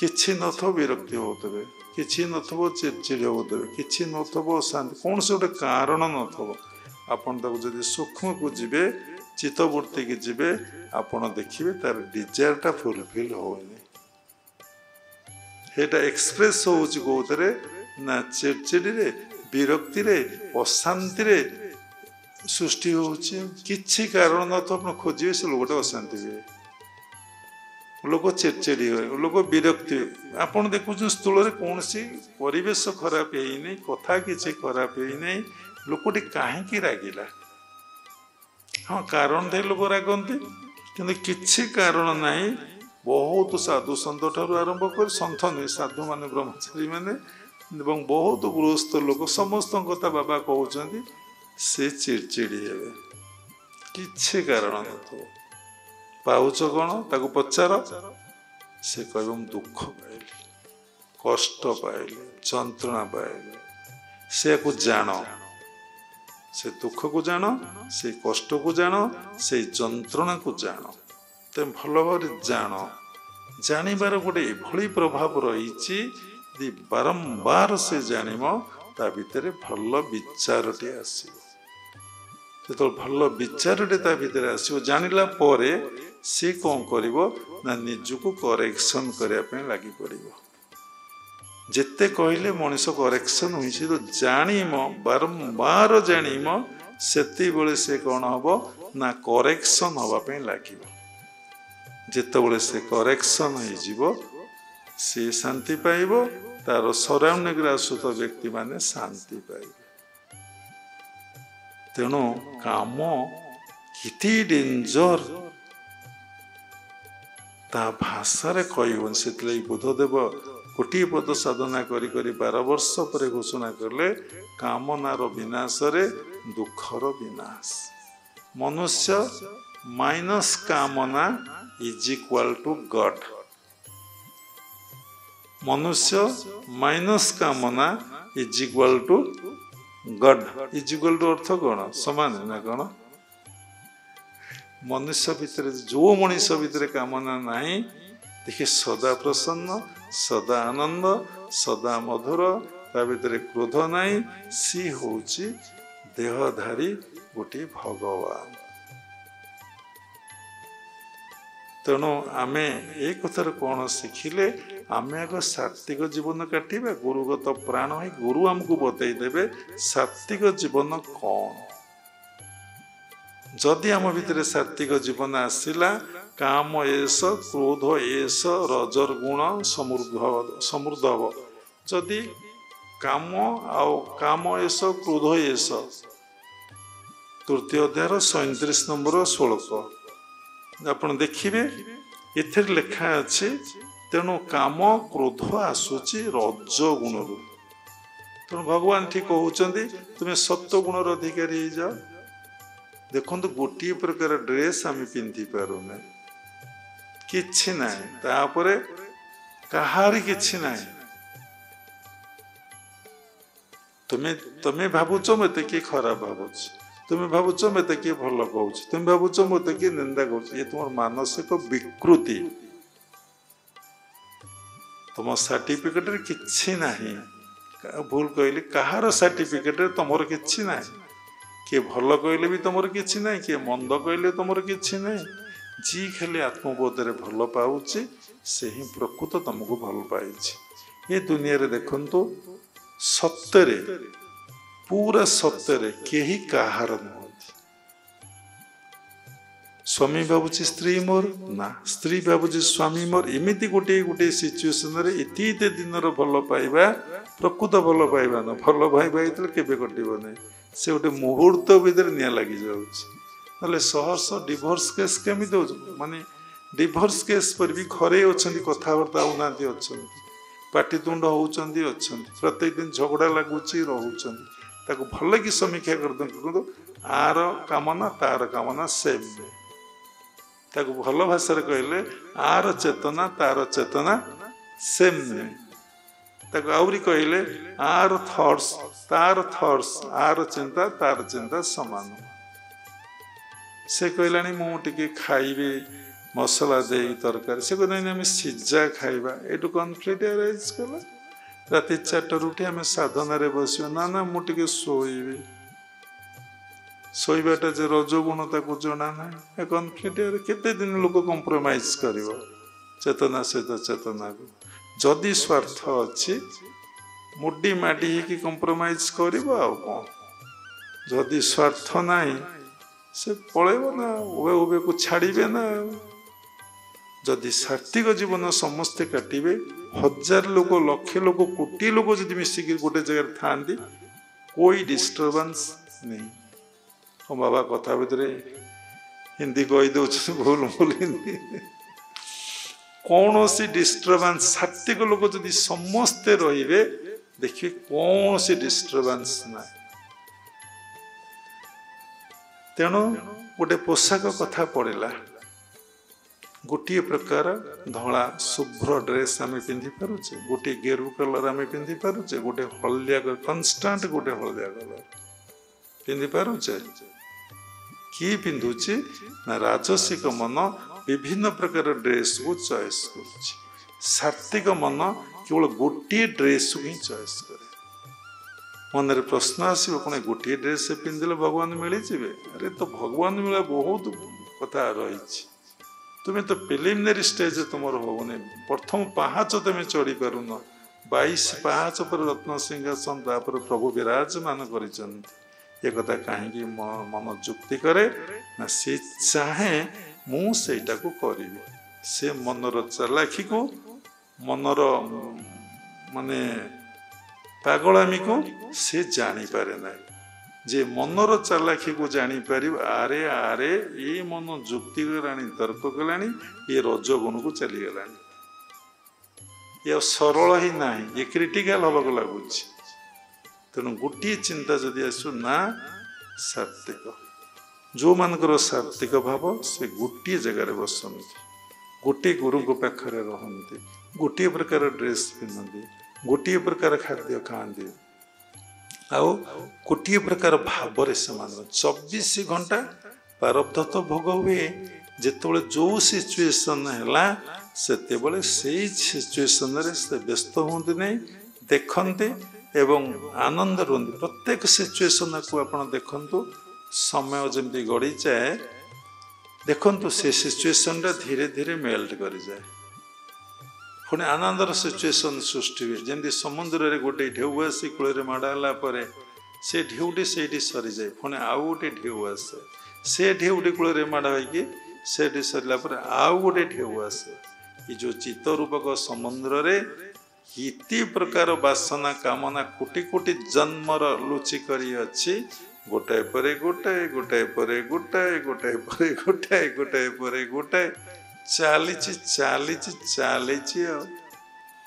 तेणु समुद्र ढेउ केमी सृष्टि होउछि ना समुद्र ढेउ सृष्टि होउछि पवन प्रवाहित द्वारा। जदि पवन आदौ प्रवाहित हेबने बंद हो समुद्र देखिए ढेउ हम ना से भली शरीर रे जितेबले आपण पवन प्रवाहित हो चली सेतबले आपणकर वृत्ति रूपक ढेउ चलची चलची चली माने से मरिब भी व्यस्त ना माने से विषय जानला भी चिंता करि पारने रोग सज्जा पड़िकी एवं असुस्थता भितर रही सी पुणी केते कथा भावुची तार ठीक आ ठिकना ना कहले कि काले खराब भावे कहटा उचित नुहे गोटे रोगीटे से कौच मु संसार करी रही मुझे भजन करी प्रभु का नाम नेबी कौन करी व्याधि भोगुची पूर्वाजित पापं व्याधि रूपेण पीड़ित पूर्वर अर्जित पापटा आमको व्याधि रूप से भोग हुए मुझे भजन करी ध्यान करी जप करी भगवान नाम नेबी दान करी सेवा करी जार अर्थ नहीं दान कर सेवा करी प्रभु का नाम को मुनेबी प्रभु को प्रत्येक मुहूर्त में स्मरण करी कृपा हेले दिन राति हुए राति दिन हुए भक्त लगी से असंभव को संभव करिसेंती संभव असंभव को संभव कर सृष्टिर नियम को व्यतिक्रम केवल भगवान करिसेंती भक्त को पाई आउ कहा पाई से लगी भगवान को प्रेयर करले भक्ति पे भगवान दियनी जिते तुम्हें साधन भजन कर जिते जहाँ कर क्रिया अभ्यास कर जिते उच्चतर क्रिया अभ्यास कर तुम्हें पाखे जदि शरणापन्न नहींथब सात्विक जीवन 100% काटू न जप ध्यान जदि बुड़ी न जाइथिबो ताहाले से केबे कृपा करिवे ना भक्ति केबे आसीबो भागवत लेखा अच्छे भजन कले मिले भक्ति भक्ति रे जगन्नाथ प्राप्ति सप्तांगुर अष्टांग सार भक्ति नवम प्रकार ज्ञान ठारू भक्ति श्रेष्ठ भक्ति रे मिले रस तृप्त भक्ति रे प्रीति नहीं जार से कि जाने प्रभु तो पयर जार भक्ति रे प्रीति नहीं भल पाइबार नहीं से किसी जानी पारिबन ज्ञान कथा बहुत लोग आलोचना करती अनेक जगह गीता भागवत वेद वेदांत उपनिषद आलोचना हो देखिए से कथा गुड़िक केवल शब्द माध्यम चली केवल शब्द गुड़ाक हो केवल शब्द चली सभा समिति जेको स्थान देखले शब्द प्रयोग हो शब्द खाली बाहरी चली से गोटे शब्द को जी कार्यकारी करि मो भितर भगवान सबरी भितर भगवान जिते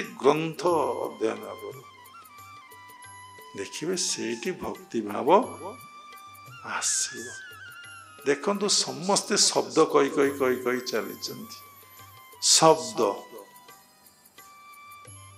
ये कथा कहली कौन मनीष आसकुटिया जीव एकुटिया मझिरे जहाँ सहित साथी हुआ समयर स्रोतरे कालर स्रोतरे तुम्हें ताको छाड़ो से तुमको छाड़ो ऑटोमेटिक तुम्हें चाहो न चाहो कंपलसरी बाउंड तार प्रमाण बापा माँ नहांती कि बापा जाइछन्ति माँ अछन्ति माँ जाइछन्ति बापा अछन्ति पूरा बापा माँ चली गलेनी पुओ भी चली जाउछन्ति बापा माँ आगे झील भी चली जाउछन्ति स्वामी चली जाउछि स्त्री चली जाउछि ये घटना समाज रे पूरा परिपूर्ण ही अछि किंतु तुमर अज्ञानतारू रजगुणरू तुम्हें जानी पारुन ये सब घटना जेमती बुद्धदेव पाखक से वृद्धा माटी जाइतिले मो पुओ मरी जाइछि ताउटे बंच आपन तो भगवान तांको बंचै दियंतु बुद्धदेव कहले जहाँ गुरु केही मरी नथिबे सोरिष मुठे आनिले तुम पुओ को मु बंचाई देवी कौन पुओ प्रति तार मोह थिला आसक्ति थिला तेणु से कष्ट भोगुला पुओटा मरला बोले जदि पुओ प्रति आसक्ति नथिबो सबुजाक दुख जंत्रणा कष्ट मिलुचे आसक्ति अटैचमेंट ଯଦି କାହା ସହିତ ଆଟାଚମେଣ୍ଟ ନାହିଁ, ଆତ୍ମବୋଧରେ ଅଛ, ଦୁଃଖ ଯନ୍ତ୍ରଣା କଷ୍ଟ ଆଦୌ ମିଳିବନି। ବୁଢ଼ୀ ବୁଲିଲା ସକାଳ ଯାଇ ସନ୍ଧ୍ୟା ହେଲା, ସମସ୍ତେ କହିଲେ ଆମ ଘରେ ମରିଛନ୍ତି। ଏ ତ ନୂଆ କଥା ନୁହେଁ। ବୁଢ଼ୀ ଆଉ ବୁଦ୍ଧଦେବଙ୍କ ପାଖକୁ ଆସିଲା ନାହିଁ, ଘରେ ରହିଗଲା। ଆରେ ସମସ୍ତଙ୍କ ତ ପିଲା ମରିଛନ୍ତି, ମୋ ପିଲା ମଲା, ଆଉ ଅସୁବିଧା କ'ଣ? ମୋର ଗୋଟିଏ ଘଟଣା ଘଟିଛି, ଆଉ କାହାର ଘଟି ନାହିଁ କି?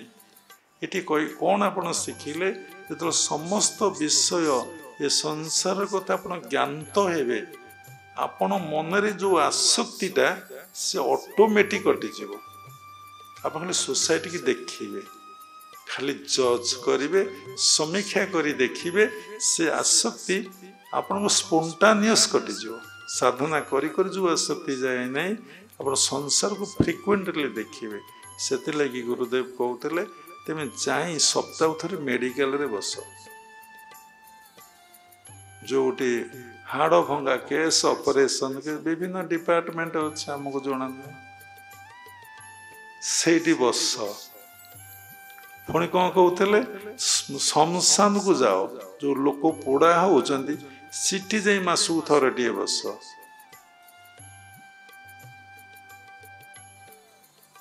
ଆମେ ତ କେବେ ବାପା ମାଙ୍କ ନାଁ ଧରୁ ନାହିଁ କି ମନେ ପଡ଼େ ନାହିଁ। ଆମେ ଏଇ ଭୁବନେଶ୍ୱରରେ ଉତ୍ତରାରେ ଥିଲୁ 2 ବର୍ଷ। ଆମର ପିତା ଆସିଥିଲେ, କହିଲେ ଚାଲନ୍ତୁ ପୁରୀ ବୁଲିଯିବା। ସେ କହିଲେ ଚାଲନ୍ତୁ। ମୁଁ କହିଲି ଯାହା ହଉ, ଜନ୍ମ କରିଛନ୍ତି, ଟିକେ ଜଗନ୍ନାଥ ଦର୍ଶନ କରି ଅବଢ଼ା ଟିକେ ଖୋଇଦେବା। କହିଲା ଚାଲନ୍ତୁ, ତମ ସାଥିରେ ଆମେ ଯିବୁ, ବାବାଜୀ ଚାଲ। ଆଉ ବାବାଜୀ ଚାଲିଲେ, ପିତା ବି ଚାଲିଲେ। ମୁଁ କହିଲି ଟିକେ ସ୍ୱର୍ଗ ଦ୍ୱାର ଯିବା। ସେ କହିଲେ କାହିଁକି? ମୁଁ କହିଲି ଚାଲନ୍ତୁ ଦେଖିବେ ନା ଲୋକ କେମିତି ପୋଡ଼ା ହେଉଛନ୍ତି। ତାଙ୍କୁ ନେଇକି ଯେମିତି ସ୍ୱର୍ଗ ଦ୍ୱାରରେ ଛିଡ଼ା କରେଇ ଦେଇଛି, ଆମେ ଛିଡ଼ା ହେଇଛୁ। କହିଲେ ବା ଚାଲ ଚାଲ ବାବାଜୀ, ଚାଲ ଚାଲ ଚାଲ। ମୁଁ କହିଲି କାହିଁକି? ମୋ ଦେହ ହାତ କ'ଣ ହେଇଯାଉଛି, ମୋ ମୁଣ୍ଡ ବୁଲଉଛି। ମୁଁ କହିଲି କାହିଁକି? ଇଏ ତ ସତ କଥାଟେ, ସଂସାରରେ ଜନ୍ମ ଯେମିତି ମୃତ୍ୟୁ ସେମିତି। ମୃତ୍ୟୁଟା ତ ସତ୍ୟ, ଭଗବାନ ସତ୍ୟ ଯେ ତମେ ଦେଖିଛ ନା ଜାଣିଛ? ତ ମୃତ୍ୟୁଟା ଆଖିରେ ଦେଖୁଛ, ଜାଣ ସତ୍ୟ। ଲୋକ ତ ପୋଡ଼ା ହେଉଛି ଦେଖୁଛନ୍ତି। ଆପଣଙ୍କ ଦେହ ମୁଣ୍ଡ କାହିଁ କ'ଣ ହେଲା? ନା ନାଇଁ ମୁଁ ଆଉ ସମ୍ଭାଳି ପାରିବିନି, ବାବାଜୀ ତୁମେ ଦେଖ, ମୁଁ ବାହାରେ ବସୁଛି। ମୁଁ କହିଲି ଚାଲନ୍ତୁ, ଆପଣ ଦିନ ଏମିତି ମରିବେ ନାହିଁ ନା? କୁହନି ସେ କଥା। ସେ ଯେଉଁ କଥା ଭାବିଲେ, କେତେ ଗର୍ବ ଆମ ଭିତରେ, କେତେ ଦମ୍ଭ, କେତେ ଅହଙ୍କାର, କେତେ ଅସ୍ମିତା, କେତେ ରାଗ, କେତେ ଦେଶ ଏବଂ କେତେ କାମନା, କେତେ ବାସନା, କେତେ କ୍ରୋଧ। ଆପଣ ଦାନ୍ତ ନିକୁଟିକି ପଡ଼ିଥିବେ। କୋଉଠି ପଡ଼ିଛନ୍ତି? କିଏ ହାଡ଼ ଭାଙ୍ଗୁଛି, କିଏ ଲଙ୍ଗଳା କରୁଛି। ସେ ଆମେରିକା କୋଟିପତି କାନ୍ଦିଲା, କେତେ କଷ୍ଟ କରି ମୁଁ ଧନ ଅର୍ଜନ କଲି, ହଜାର ଡଲାର, ସେ ସାଥିରେ ଗଲାନି। ମୁଁ ସମୟଟାକୁ ବ୍ୟର୍ଥ କରିଦେଲି ସେଇ ଡଲାର କଲେକ୍ସନରେ। ଦେଖନ୍ତୁ, ପ୍ରତ୍ୟେକ ଲୋକଙ୍କୁ ରୋଡ କରକୁ ଛିଡ଼ା ହେଇଯାଆନ୍ତୁ, ଭୋର 5ଟା ବେଳ, ଦେଖିବେ ଲୋକ ଗାଡ଼ି ଧରି ଦୌଡ଼ିଛନ୍ତି। ଭାଇ କୁଆଡ଼େ ଯାଉଛ? ନା କର୍ମକ୍ଷେତ୍ରକୁ। କାହିଁକି ଯାଉଛ? ମୁଁ ଡ୍ୟୁଟି କରିବି। କାହିଁକି ଡ୍ୟୁଟି କରିବ? ଆନ୍ସର ପାଇବେ, ଲାଷ୍ଟ ଆନ୍ସର ପାଇବେ, ଟଙ୍କା ପାଇଁ।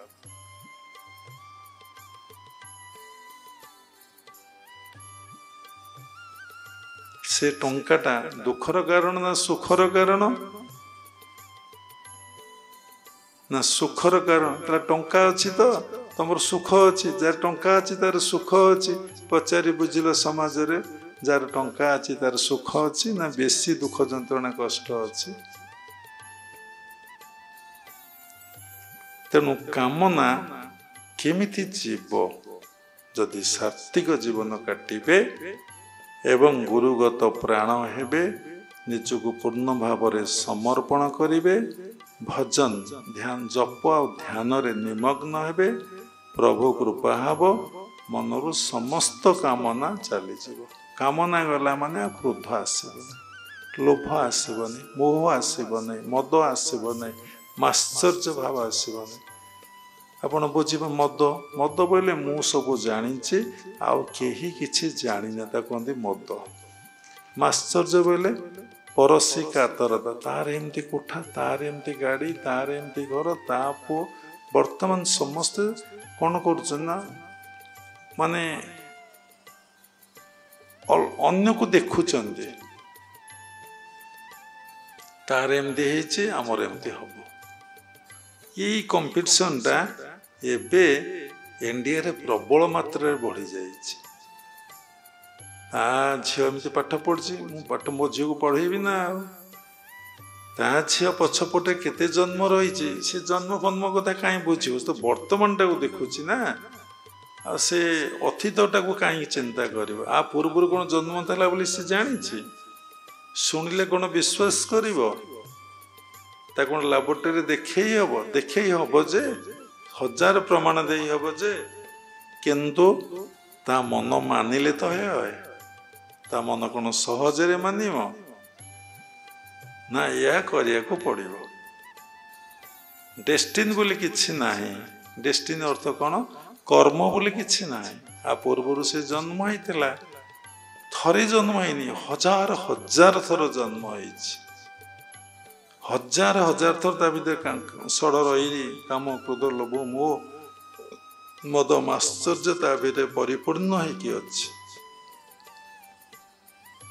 ଯେତେ ଦୁଃଖ ଯିଏ ପାଉଛି, ଯାହାର କାମନାଟା ଯେତେ ଅଧିକ, ସେ ସେତେ ଦୁଃଖ ପାଏ, ସେତେ ଯନ୍ତ୍ରଣା ପାଏ, ସେତେ କଷ୍ଟ। ଯାହାର କାମନାଟା କମ୍, ତାର ଦୁଃଖ କମ୍, ଯନ୍ତ୍ରଣା କମ୍, କଷ୍ଟ କମ୍। ଧନ ଥାଉ ନଥାଉ, ଶିକ୍ଷା ଥାଉ ନଥାଉ, ପଦବୀ ଥାଉ ନଥାଉ, ସୁନ୍ଦର ଅସୁନ୍ଦର ଥାଉ ନଥାଉ। ତେଣୁ ଭାଗବତରେ ଗୋଟେ ପଦ ଅଛି, ମନେ ପଡ଼େ, ପରମ ସୁଖଟି ବୈରାଗ୍ୟ, ଆଶାଟି ପରମ ଦୁଃଖ। ପରମ ସୁଖ ହଉଛି କ'ଣ ନା ବୈରାଗ୍ୟ। ବୈରାଗ୍ୟ ଅର୍ଥ ଯାହାର ବିତରାଗ ଇତି ବୈରାଗ୍ୟ, ଯାହାର ଆସକ୍ତି ନାହିଁ କିନ୍ତୁ ସେ ସଂସାର ଭିତରେ ଅଛି। ସାତ୍ତ୍ୱିକ, ତାପରେ ବିଶୁଦ୍ଧ ସାତ୍ତ୍ୱିକ ଜୀବନ, ତାପରେ ଭଗବାନ ଗୁରୁଙ୍କ ନିକଟରେ ପୂର୍ଣ୍ଣ ସମର୍ପଣ, ତାପରେ ଭଜନରେ ନିମଗ୍ନ ରହିଛି। ମନରେ ପ୍ରଶ୍ନ ଉଠିବ, ତାହେଲେ ଜୀବନ ନିର୍ବାହ କ'ଣ ଏଥିରେ ହେଇପାରିବ? ତାହାର ଏକ୍ଜାମ୍ପଲ ଆପଣମାନଙ୍କର ଭଲ ଭଜନଶୀଳ ସାଧୁ ସନ୍ତମାନେ। ଗୋଟିଏ ସାଧୁ ଯଦି ଭଲ ଭାବରେ ଏକନିଷ୍ଠ ହୋଇ ଭଜନ କରିଛି, ସେ ନିଜେ ଆଲୋକିତ ହୁଏ, ହଜାର ଲୋକକୁ ଆଲୋକିତ କରେ, ଏବଂ ସେ ଥିଲା ଭିତରେ ସୁନ୍ଦର ଆଶ୍ରମନ ଗଢ଼ି ଉଠେ, ଏବଂ ଗଲା ପରେ ଆଶ୍ରମ କ୍ରିୟା ସେମିତି ଚାଲୁଥାଏ। କ'ଣ ସେ ଛାଡ଼ି ଦେଇ ଯାଇଥାଏ? ନା, ଛାଡ଼ି ଦେଇ ଯାଇଥାଏ ତାର ସାଧନା, ଛାଡ଼ି ଦେଇ ଯାଇଥାଏ ତାର ଜ୍ଞାନ। ସେଇ ସାଧନା ଜ୍ଞାନକୁ ପାଥେୟ କରି ଅନୁଷ୍ଠାନ ବହୁତ ଭଲ ଭାବରେ ଚାଲେ। ଆଜି ଯେତେ ଲୋକ ଏଇ ସତ୍ସଙ୍ଗ ଶୁଣି ଯେତିକି ଲୋକ 1% ଆକୃଷ୍ଟ ହେଉଛନ୍ତି, କେବଳ ସେ ଜ୍ଞାନ ସାଧନାର ପ୍ରଭାବରେ ନା। ଲୋକମାନେ ଆଶ୍ରମରେ ଆସି ପହଞ୍ଚୁଛନ୍ତି, ଆଶ୍ରୟ ଖୋଜୁଛନ୍ତି, ଆଶ୍ରମକୁ ଡୋନେସନ୍ ଦେଉଛନ୍ତି। ଯାହାର ସାଧନା ଜ୍ଞାନଟା ଯେତେ ଅଧିକା, ପ୍ରତି ଲୋକ ପଛ ଆଡ଼େ ଗୋଟେ ବଳୟ ରହିଛି ଏବଂ ଉର୍ଜା ରହିଛି। ଯିଏ ଯେତେ ସାଧନା କରେ, ଯିଏ ଯେତେ ପ୍ୟୁରିଟି ମେଣ୍ଟେନ୍ କରେ, ଯେତେ ନିଷ୍କାମ ଭାବ ରହେ, ତାର ସେ ଜ୍ୟୋତିଟା, ଲାଇଟ୍ଟା ସେତେ ଡେ ବାଇ ଡେ ବଢ଼ିକା ଯାଏ। ସେଇ ସରାଉଣ୍ଡିଂ ଭିତରକୁ ଯିଏ ଆସିଯାଆନ୍ତି, ସେ ପରିବର୍ତ୍ତନ ହେଇଯାଆନ୍ତି। ତେଣୁ କଥା କ'ଣ ହେଇଛି ନା, ଆସିଛ ଏକା, ଜୀବ ଏକା, ଏବଂ ପାର୍ଥିବ ଜଗତର ସମ୍ପତ୍ତିକୁ ତମେ ନେଇକି ଯାଇପାରିବ ନାହିଁ, ବା ଭୌତିକ ଜଗତର ସମ୍ପତ୍ତିକୁ ତମେ ନେଇ ଯାଇପାରିବନି। ପ୍ରପର୍ଟିକୁ ନେଇକି ଯିବ, ସାଥିରେ ନେଇକି ଆସିଥିଲ କର୍ମଫଳ, ନେଇକି ଯିବ କର୍ମ। ଏକଥା ଜାଣିଲେ କ'ଣ ହବ ନା, ଏକଥା ଜାଣିଲେ ତମର ସଚେତନତା ଆସିବ ଏବଂ ତୁମେ ପ୍ରକୃତ ସତ୍ୟକୁ ବୁଝିବାକୁ ଚେଷ୍ଟା କରିବ। ତୁମେ ଜୀବଶ୍ରେଷ୍ଠ ଏକମାତ୍ର ମାନବ ଏଇ କର୍ମ କରିପାରିବ। ଭାଗବତ ଗୋଟେ ପଦ ଅଛି, ହରି ବିମୁଖ ପ୍ରାଣୀ ଯେତେ ସେଥାନ୍ତି ପଶୁଙ୍କ ସଙ୍ଗତେ। ହରି ବିମୁଖ ପ୍ରାଣୀ ଯେତେ ସେଥାନ୍ତି ପଶୁଙ୍କ ସଙ୍ଗତେ। ଜଣେ ହରିପତି ବିମୁଖ, ଠାକୁରଙ୍କ କଥା କହିଲେ ସେମାନେ ଜମା ଶୁଣିବେ ନାହିଁ, ଅକାଟ୍ୟ ଯୁକ୍ତି କରିବେ, ଅସମ୍ଭବ ଧରଣର କଥା କହିବେ। ସେମାନେ ଏତେ ବଡ଼ ପଣ୍ଡିତ ଯେ ଆପଣ ତାଙ୍କ ଆଗରେ ଓଲା ବୁକା, ତାଙ୍କ ଆଗରେ ଓଲା ବୁକା। ଆଜି ଏ ବିଷୟ ଆମେ ସନ୍ଧ୍ୟାବେଳେ 38 ମିନିଟ୍ ନରେନ୍ଦ୍ର ବାବୁଙ୍କ ସହିତ ଆଲୋଚନା କଲୁ। ପ୍ରାୟ ଯେମିତି ଜଡ଼ ଭରତ ବସିଥିଲେ, ହେଲେ ଏଇଟା ବୁକାଟା ବହିଛି, ହୁଣ୍ଡାଟା ବହିଛି, ତାକୁ ଧର। ଆମର ଜଣେ କାନ୍ଧାଳି ଅଭାବ ଅଛି, ସେ କାନ୍ଧେଇବ, ତାକୁ କହିଲେ ସେ କାନ୍ଧେଇଲା। ସେ ଆତ୍ମବୋଧରେ ଅଛି ନା, ଦେଖୁଛି ସବୁରି ଭିତରେ ସେ କହୁଛନ୍ତି, କାନ୍ଧେଇଲା। ସବୁରି ଭିତରେ ତାର ବ୍ରହ୍ମ ଦର୍ଶନ। ଗୋଡ଼ ପକେଇଲା, ଜନ୍ଦା ପିମ୍ପୁଡ଼ି କେତେ କୀଟ ଯେତେ କହିଲା ପରେ ବି ସେ ଶୁଣିଲା ନାହିଁ। ଆରେ ଜଡ଼ଟା ହୁଣ୍ଡାଟା କଥା କହୁନି, ଯେତେ କହିଲେ ବି ମାନୁନାହିଁ। ଯେତେବେଳେ ରାଜା ପାଲିକି ଓହ୍ଲେଇ ତା ସହିତ ପଚାରିଲେ, ସେ ଶାସ୍ତ୍ର ଆଲୋଚନା କଲା ଏବଂ ପ୍ରାକ୍ଟିକାଲ କହିଲା, କଥା ଗୁଡ଼ିକ କହିଲା। ହି ତ ମହାନ ବ୍ରହ୍ମଜ୍ଞାନୀ, ଏ ହୁଣ୍ଡା କ'ଣ, ଓଲାବୁକା କ'ଣ? ତେଣୁ ସାଧୁସନ୍ଥ, ଭଲ ସାଧୁସନ୍ଥ ମାନଙ୍କୁ, ସରଳ ନିଷ୍କପଟ ସାଧୁସନ୍ଥ ମାନଙ୍କୁ, ଅମାୟିକ ସାଧୁସନ୍ଥ ମାନଙ୍କୁ ସାଧାରଣ ଲୋକମାନେ କହନ୍ତି ଓଲା ବୁକା। ତାଙ୍କ ମାପକାଠିରେ ସେ ମାପିକି ଦେଖିଦିଅନ୍ତି। ସେଇଟା ବି ଠିକ ଭୁଲ ନାହିଁ। ଯେତେବେଳେ ସେ ସାଧୁଙ୍କ ବିଷୟରେ ସେ ଚର୍ଚ୍ଚା କରିବେ, ଜ୍ଞାନ ଲାଭ କରିବେ ଓ ତାଙ୍କ ସାଧନା ଜୀବନଟିକୁ ଦେଖିବେ, ଏବଂ ଏଇଭଳି ଜୀବନ ମୁଁ ଏଇ ଜନ୍ମରେ କାଟିପାରିବି ତ? ସେ ଯେଉଁ ଜୀବନଟିକୁ ଅତିବାହିତ କରୁଛନ୍ତି, ସେଇ ଜୀବନଟାକୁ ମୁଁ କାଟିପାରିବି ତ? ଏବଂ ଭୌତିକ ଜଗତର ସମ୍ପଦ ଆଧ୍ୟାତ୍ମିକ ଜଗତର ସମ୍ପଦ ସହିତ ମୁଁ ମିଶେଇ ପାରିବି ତ? ଭୌତିକ ଜଗତ ସମ୍ପଦର କିଛି ମୂଲ୍ୟ ନାହିଁ, ଅଛି ନାହିଁ, କିଛି ନାହିଁ, ତମ ପାଇଁ କିଛି ନାହିଁ, ତୁମେ ତ କିଛି ନେଇକି ଯାଇପାରିବ ନାହିଁ। ତାର ମୂଲ୍ୟ ଅଛି ତ? ଯଦି ମୂଲ୍ୟ ନାହିଁ, ଏତେ ବ୍ୟସ୍ତ, ଏତେ ଟେନସନ, ଏତେ ହେଡାକ୍ କ'ଣ ପାଇଁ?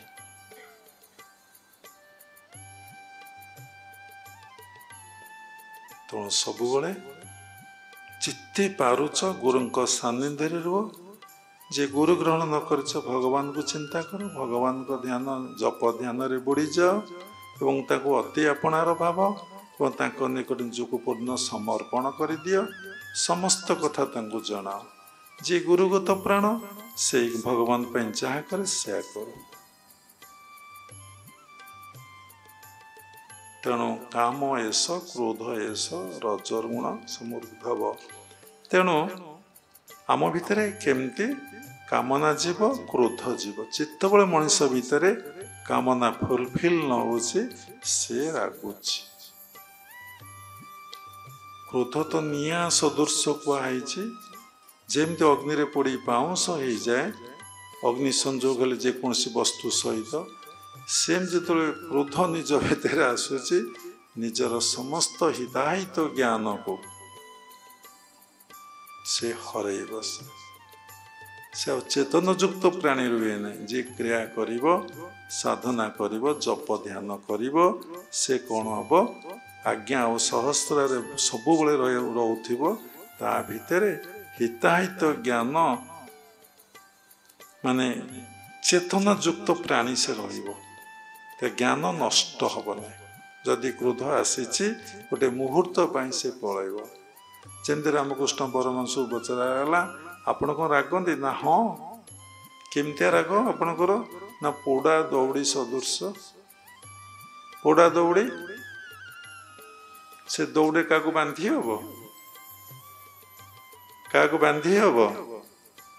ସେ ଦଉଡ଼ିର କିଛି ଭ୍ୟାଲୁ ଅଛି?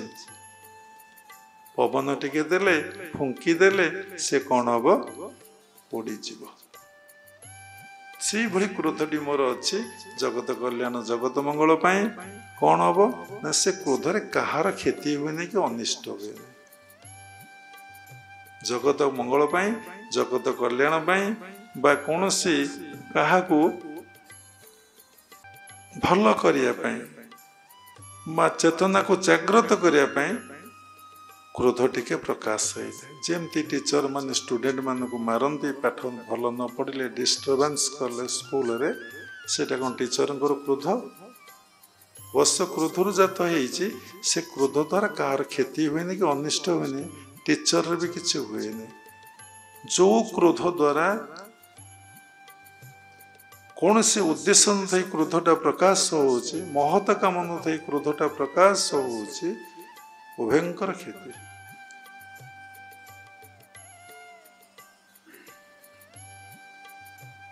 तेणु मोर क्रोधटा से भाया पोड़ा दौरी कौन सदृश से माने रागिबेनी घंटा घंटा क्रोध आसब से जापर गोटे मुहूर्त से क्रोध पुणी भैनिश कर कामना आसब से माने जापर से कामना भैनिश कर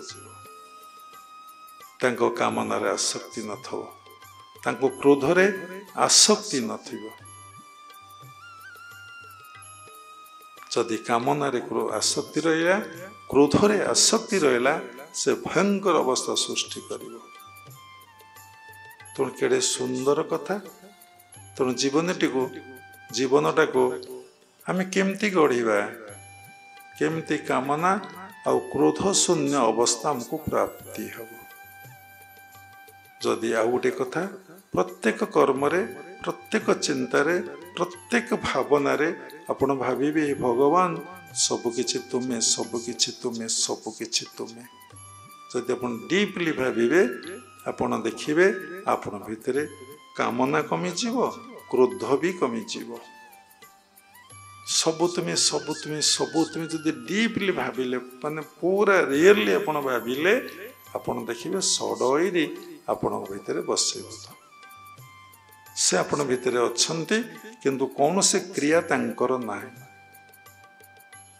जेमती कइंच चारि गोड़ को बाहर करे समय हेले बुझी देता सेमती रखिदब दिन दिन मास मास वर्ष वर्ष द्वितीय अध्याय सांख्य योग पढ़िले आपण जानिबे से बाहर करिवो नाही से भली आपण भितर सडईरी थिबे तार उपादान रे ए शरीरटा गठित से किंतु कौनसी क्रिया करू नथिबे तमर आज्ञाधीन से रही तुमर बसीभूत से रही तुम्हें जदि जानव मो भीतर क्रोध आसूची मो भीतर असत कामना आसूची तेणु खाली जान ठक देखिए केते सुंदर विचार तुम भीतर आसीज तो साची साथी तुम डाइवर्ट करदेव एवं जप ध्यान रे बसीज तो मन को केतबले तुम्हें खाली रख ना खाली तो रही पारिबनी खाली पे तो साधना चले से भली भगवान कृपा हेले तांको चरणार बिंदरे मन लय हो गले एवं ताकू क्रियायोग परंपरा रे कह जाए श्वास स्वतः कुंभक घंटा घंटा होगला व्यक्तिर मन लय हो जाए मन को चिंता करे मन को भावे तापरे चिंता करे तापरे तांको ध्यान करे तापरे तांको सहित मिसी जाए से चेष्टा करे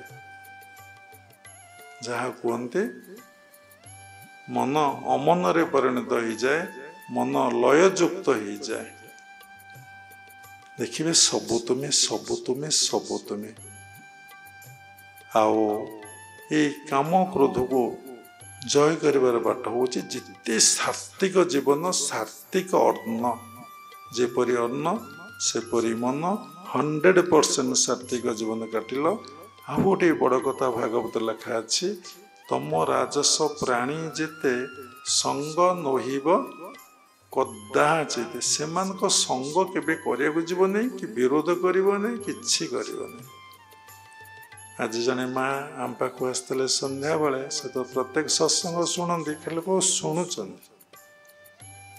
बुझुना कि कार्यकारी करना आम कहलु पुरी अभड़ा आसूची ना पचारे सचिन दबा कौटी अध घंटा भितर आसब ना काल तो आमर नवरात्र आरंभ हम आम फलमूल किणमु पूजा सामग्री किणमु कहीं नवरात्र करेंगे कहीं पूजा सामग्री किणवे ना करी आसुचु दीक्षा नेला कौन करेंगे सकल कर्म मान परितेज एक ब्रह्म को दृढ़े भज जदि होइब पिंड मोक्ष अभक्ष द्रव्य को तू भक्ष।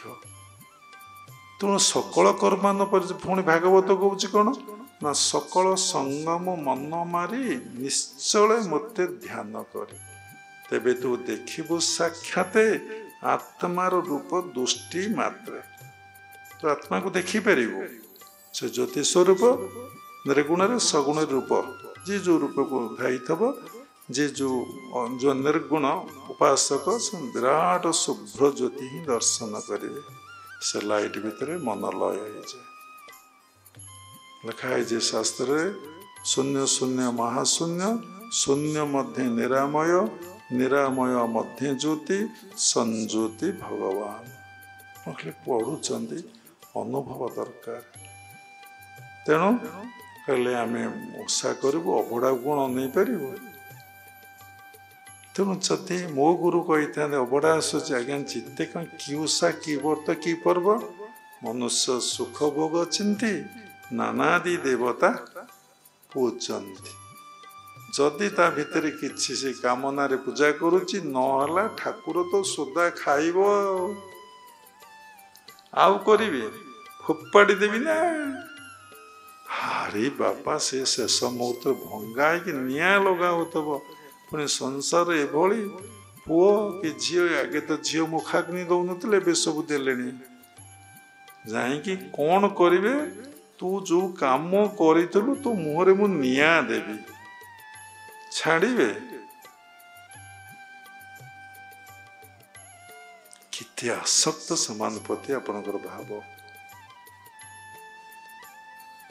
निजको भल पाई ना निजको चिन्ह ना निजको जानी ना कारण कौन मनुष्य भितर काम क्रोध अच्छी जहा द्वारा मनोरूपक दर्पण पूरा मळी परिपूर्ण निज स्वरूप को जापर ना मु किए केउठी थली केउठा को आसी केउठा को जीवी जापर ना।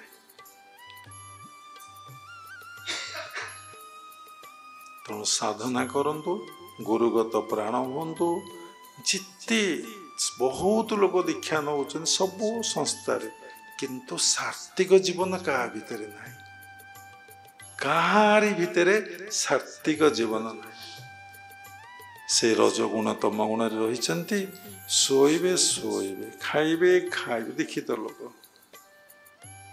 कौन करूँ ना आम उत्साह करूँ आम व्रत कर। अरे बापा मुझे कहली ओषा को विरोध करनी व्रत को विरोध कर बाबा मूलर सत्संग ये सृष्टि सब ईश्वर सब ईश्वर सृष्टि नेगेटिवटा को विरोध कल ईश्वर को विरोध कल शह शह थर सत्संग कही सारे एटा मोर साधनार रिजल्ट क्या बाबाजी महाराज कही लाइडी बाबू क्या मछीटा भी तू तू कहना कारण समस्ते ही ब्रह्म तो जहाँ निर्देश मिली तू ताही कर।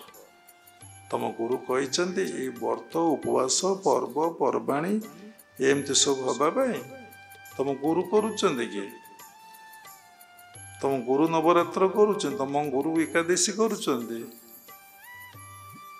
जहाँ शास्त्र कही तुम एमती तो शाढ़ी पिंधुच एमती तो ड्रेस पिंधुच ये तो सात्विक कर्म न पुरुष हूँ बा स्त्री हूँ माँ माने हूँ कि बाबा माने हूँ देखुना निजको समीक्षा करूना केते स्पिरिचुअल डेवलपमेंट आध्यात्मिक उत्थान डे बाय डे होचे कि कमुचे कहीं कमुचे ना मनरू कामना वासना जाऊनी बा काम क्रोध जाऊनी आम एपर्यंत सात्विक जीवन पूर्ण मात्रा काटी पारे नहीं पुणी विशुद्ध सात्विक जीवन तापर कठोर साधना हेले से प्राप्ति है कृपा।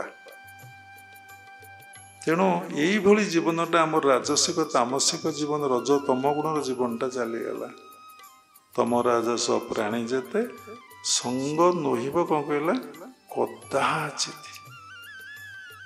आम एत संग व्याकुलित गोटे जंत्र ए मिल जाइए बापारे बाप ताको खाली प्रत्येक मुहूर्त हाथ चली चली चली चली चली एवं ताको अत्यधिक देखिले आजिकल जो ब्रेन ट्यूमर होउछि ब्रेन ट्यूमर मूल कारण होउछि आपण मोबाइल को देखिबा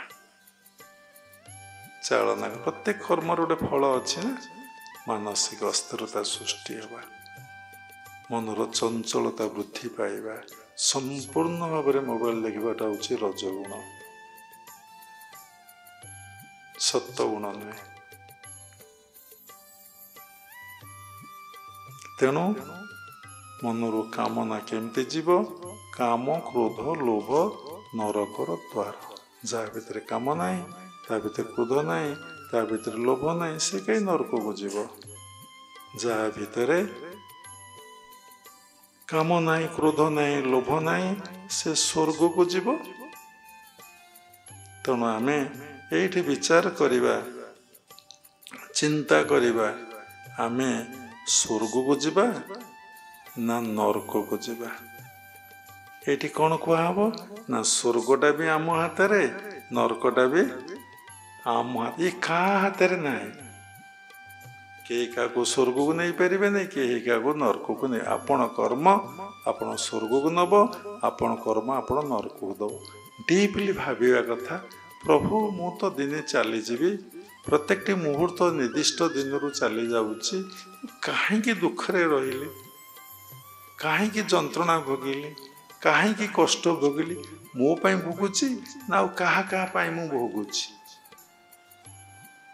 जहाँ जहाँ पाई भोगिली से माने कौन मोर सुखर कारण बा आनंदर कारण ना से माने मोर कौन दुख जंत्रणा कष्टटा को नहीं जाई परिबे आपण क्या दुख शेयर कले कि नहीं जीव अति आपणार होउचंदी स्वामी स्त्री अति आपणार ता दुख ता सुख कई किछि नहीं पारंती खाली जस्ट कौन चली ना गोटे कंप्रोमाइज लाइफ ताको जोग भाषा रे कहले गोटे लीला गोटे खेला जीवा पथरे देखाइले लीला खेला चली रियली से तो समस्ते एक ही कथा तो बोध हम नहीं आ तू जब एक भावे बाबू ये घोर संसार तरीब आपड़ ये गोटाक भावे कामना बासना पल काम क्रोध पल क्या रागे कौन कामना करेंगे तेणु धर्मटा कौन लोक बुझुना साधारण लोक ओषा पर्व पर्वाणी होली हरिबोल ये सब चलवाटा ठीक ये किसी भूल न मंदिर किंतु जड़े आध्यात्मिक व्यक्ति ये सब आवश्यक नहीं पाठ पढ़ा सरीगला आउ कौन बहीपत्र खाता कलम आवश्यकता थाए से खाता कलम बही धरिकी जाकिकी आम पिला दिन स्कूल को बस्तानी नहीं जाऊँ माँ सजा दौले ब्याग्रे खाता कलम खड़ी स्लेट कौन सब एमती पेनसिल डट पेन रबर ना अरे से रबरटा केते बड़ बढ़िया काम करे लिखिदब पुणी लिभेदब लिखिज से रबर लिभिज अरे रबर कमी महत्व तुम पाखे रबर थब तुम जहाँ लिखुच लिभे दे पार बहुत बड़ कथा साधारण रूपक रबर जो तुम पाखे थब तुम उत्तम विचार द्वारा जहाँ सब लेखा है असत गुड़ा लेखा हो तुम्हें लिभेदब बहुत कथा बस भाव घंटा घंटा राति राति दिन दिन सतरे तो ये समय जाऊनी जीवन सरी सरी जाऊँगी किति जन्म जाइए कोटि कोटि जन्म जाइए समस्त संस्कार चित्त भितर अच्छी कौ दिन चित्तरु ये समस्त वृत्ति निरोध हो पोड़ी पाँच सही तुम्हें विषय भल भाव ज्ञान तो हुआ ज्ञान लाभ कर तापर साधना तापर दिव्य ज्ञान तेणु आजिर कथा थिला आम भितर काम क्रोध केमिति जीव गुरुगत प्राण हुंतु निजको पूर्ण मात्रा समर्पण करंतु सात्विक जीवन करंतु जप ध्यान 24 घंटा साधना सकाଳେ 45 मिनिट घंटाटे कली संध्या बेले घंटाटे कली तापर मो काम मु मातिली किछि हबन 22 घंटार फल जुआड़े ना 2 घंटार फल पुणी घंटाटे बसिया भितर केते चिंता मन गोटे मिनिट भी स्थिर हो नथब कि अलगा कम मन एत स्थिर हो आप भूलीजे अनित्य असत्य मन केते निमग्न हो जाऊँ निजको भल भाव चिन्हतु निजको जानतु निजको समीक्षा करंतु देखंतु ये सब घटनार मूल होची कौन ना कामना ये कामनार सृष्टि रजगुण ये कामनार सृष्टि जन्म जन्मांतर कर्मर फल ये कामनार सृष्टि क्रियमाण जो क्रियमाण सब सृष्टि ना क्रियमाण सब किसी सबूर मूल आधार होची कर्म जोग क्रिया जोग हरे कर्म जोग अच्छे ज्ञान जोग अच्छे भक्ति जोग अच्छे जीवन चारि तीनोटी जोग जहाँ जीवन थब कर्म जोग ज्ञान जोग भक्ति जोग से जने परिपूर्ण साधक काम चली रेजल्ट ना समस्त ज्ञानर से अधिकारी एवं से ज्ञानटा को से जीवन रे क्रियात्मक करुच्ची प्रत्येक मुहूर्त से शब्द रे रखी नहीं से कथाटा को प्रैक्टिकल से करुच्ची पूरा भक्ति रे वेट वे होची कहा प्रति राग और देश ना समस्ते भगवान समस्ते से आत्मा तार बोध होची एवं से निरते थाई परहिते ईश्वर माया जानी चिते सबू भल भाव से जानिक खेलुव जहाँ को कह जाए लीला से लीला किए छाड़े एकुटिया बस लीला भी हम निरते जे गुरु जाने वेद तत्व निर्गुण आत्मज्ञान रत समदरसी निष्ठा पर तप कसन सहे धीर निरते थाई परहिते ईश्वर माया जानी परहिते हेमंत गुरुपादे भजी हिंसा कपट सबू समय कपट भितर गोटे बाहर गोटे दूरे तुम कथारू जहाँ शिखिले आग भल कि शुणु ताको विचार करंतु तापर जीवन रे कार्यकारी करने चेष्टा करंतु जीवनटा को अगाड़ी करंतु नहीं जीवनटा को व्यर्थरे काटंतु नहीं जीवनटा को सार्थक करंतु एथिपाई सत्संगर आश्रय नियंतु साधनार आश्रय नियंतु स्वाध्यायर आश्रय नियंतु शेष क्रिया जोग परंपरार समस्त गुरु मानक मु प्रणाम करुच्ची विश्वर प्रत्येक संप्रदायर गुरु मानक मु प्रणाम करुच्ची उपस्थित भगवत स्वरूपगण सबरी भितर जगन्नाथ उपलब्धि करी मु प्रणाम करुच्ची सर्वे भवन्तु सुखिन सर्वे सन्तु निरामया सर्वे भद्राणि पश्यन्तु मा कश्चित् दुःख भाग् भवेत् जय गुरुदेव जय जगन्नाथ हरि ओम तत्सत्।